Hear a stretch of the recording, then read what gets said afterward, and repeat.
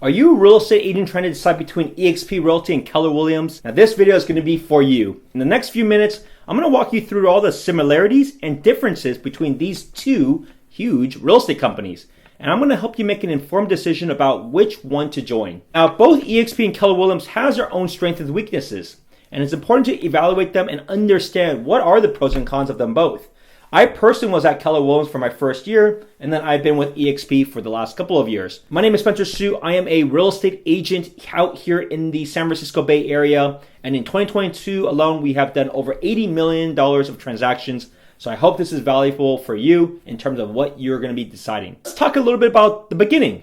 So Keller Williams was actually one of the first brokerages to establish a cap structure. In the early days, that was very powerful. Now, depending on the local offices, it does range widely, even within the same geography.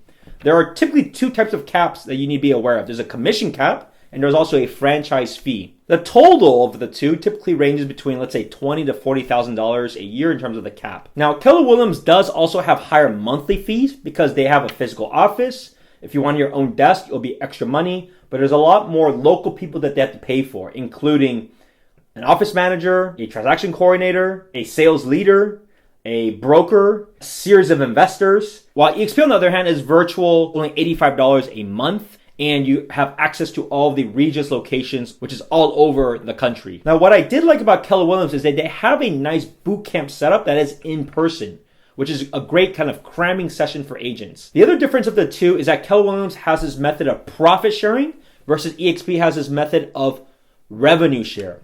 Very different if you look at the P&L. What is the P&L? You look at your profit and losses. So the profit share will be only the net income of what the office actually keeps. Now, because you have so much more overhead, if you actually ask many of these offices, they don't actually make much money. Now, the investors may actually make some money because they're going to take a cut out of it first. But how much gets distributed to you guys is kind of an unknown, which is very frustrating.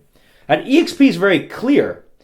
It's based off of revenue. So how much transactions the agent actually does, you're going to get a percent of that. And so it's really easy to calculate. Okay, I got 5 top producers under me. I'm going to be expecting $12,000 a year or whatever it may be. That's a lot more predictable, and it then helps you with your growth, but also just knowing what you're getting yourself into and what you can expect moving forward. So they create a very powerful thing to be able to spread the word, to attract more people, and so that people are not fighting over one another. What's interesting is that the second tier down is actually a higher compensation structure than your first tier. So it shows the idea of how valuable this idea of profit sharing really is. Let's talk about another similarity though. What I like about both is that they both actually allow more ability to do your own branding.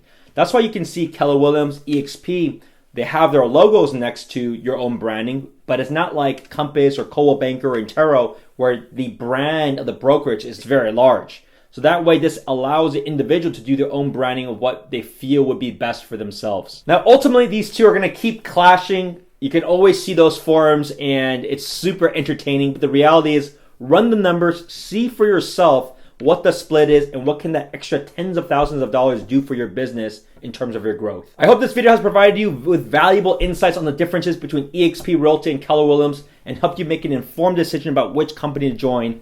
If you have any questions or comments, please drop them below and I'll be more than happy to follow up with you. Also, don't forget to subscribe to my channel for more informative videos like this where I provide tips and insights to help you succeed in your real estate and sales career. If you know of anyone that is considering to join eXp, my contact details are below. I'd love to understand a little bit more about your goals and we can figure out a game plan to help you achieve to the next level.